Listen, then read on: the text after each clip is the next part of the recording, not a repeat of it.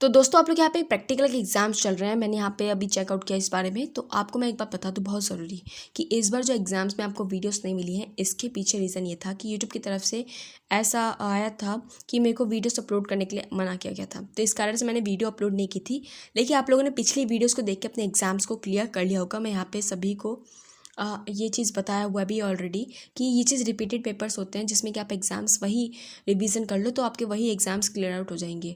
तो आप सभी को इस बार के लिए कि सॉरी भी, और दूसरी चीज़ कि मैं नहीं कर पाई इस बारे में आपकी मदद, तो इसके लिए भी सॉरी आप सभी को। लेकिन आपको मैं अभी बता देती हूँ कि अभी अगर आप अभी प्रैक्टिकल के एग्ज़ाम्स दे रहे हो, जितने रेस्ट एग्ज़ाम्स अगर आपके रह चुके हैं, तो उन प्रैक्टिकल के एग्ज़ाम्स के लिए आप एक चीज़ का ध्यान रखना अपने एग्ज़ाम्स में। वैसे आप कर भी रहे होंगे एग्ज़ाम्स तो, लेकिन एग्ज़ाम्स में कुछ ज़रूरी बातें हैं जो ध्यान में रखनी चाहिए। पहली चीज़ तो आपके जो एग्ज़ाम्स में हैं वो आपके बेसिक्स पार्ट सब क्लियर होने चाहिए। दूसरी इंपॉर्टेंट बात कि आपके पास सब मटेरियल होना चाहिए। आप बस अपना आईडी कार्ड ले जाना और अपना जो हॉल टिकट था ना वो वाला थ्योरी बेस्ड एग्ज़ाम्स का, वो ले जाना साथ में बस अपने एग्ज़ाम्स के टाइम पे।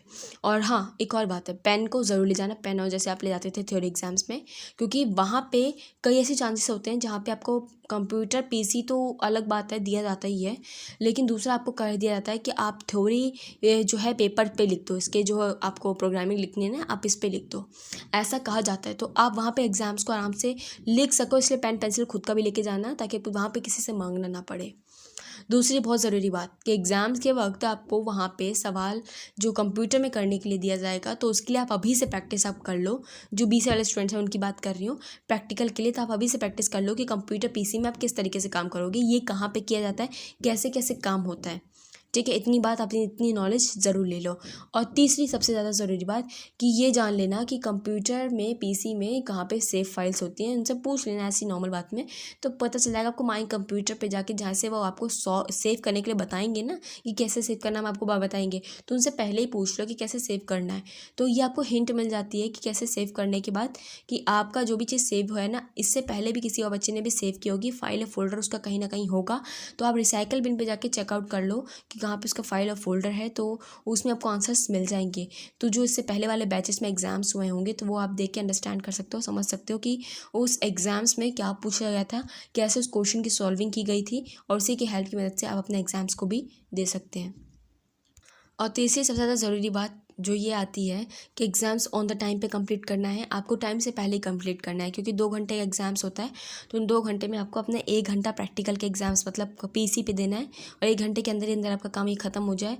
और जो बचे हुए होते हैं ना, उसके बाद आपका प्रैक्टिकल वाइवा के लिए आपको बुलाया जाता है लाइन बाय लाइन।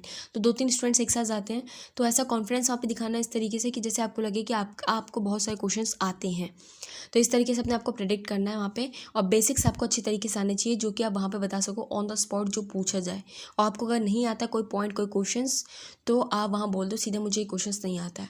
और हाँ, ऐसा भी होता है जो आपको प्रैक्टिकल के एग्जाम्स लिखने के लिए दिए जाते हैं ना पेपर शीट पे, तो वो शीट आप लेके जाते हो, ऐसा वो बोलते हैं लेके आना। तो अपनी शीट्स को आप लेके जाते हो, तो वहाँ पे शीट्स लेके आपके उसी में से क्वेश्चंस पूछते हैं।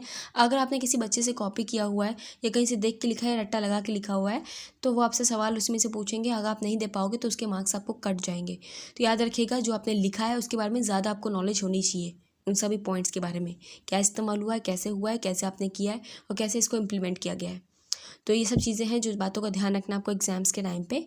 और आपका बिल्कुल पूरा टाइम अपना लेना, प्रैक्टिकल का एग्ज़ाम्स है, पूरा टाइम लेके तब वहाँ से एग्ज़ाम्स देके लेके आना। ये नहीं कि जल्दी आप निकल गए, ऐसा नहीं। 2 घंटा पूरा है तो पूरा पर्याप्त लो, और अच्छी तरीके से सब चीज़ों को क्लियर आउट अच्छी तरीके से सेव फाइल सब कुछ करके तब अपना वहाँ से आप निकलना अपने एग्ज़ाम्स को देके, क्योंकि ये बहुत इंपॉर्टेंट चीज़ है। और उनसे अपने वाइवा देने के बाद रिक्वेस्ट कर लेना कि हमें पास कर दें अच्छे नंबर से, तो बस ये चीज़ क्लियर आउट होती है। इसके बाद आपको मार्क्स वो भी दे देते हैं अगर उनके मन में ठीक लगा तो ऑन द स्पॉट वो आपको मार्क्स देते हैं ना वाइवा के, तो वो ऑन द स्पॉट आपको मार्क्स ठीक दे देंगे, पासिंग कर देंगे। ठीक है, मिलते हैं आप सभी से नेक्स्ट वीडियो में। और आप लोग की इंपॉर्टेंट वीडियोस अब से आने शुरू हो जाएंगी, तो प्लीज़ आप देखिएगा विंडो वीडियोस को और नॉलेज लीजिए कि प्रोग्रामिंग के लिए आप लोग कैसे कैसे आगे बढ़ सकते हो, नॉलेज कैसे आप गेन अप कर सकते हो इन योर लाइफ। ठीक है।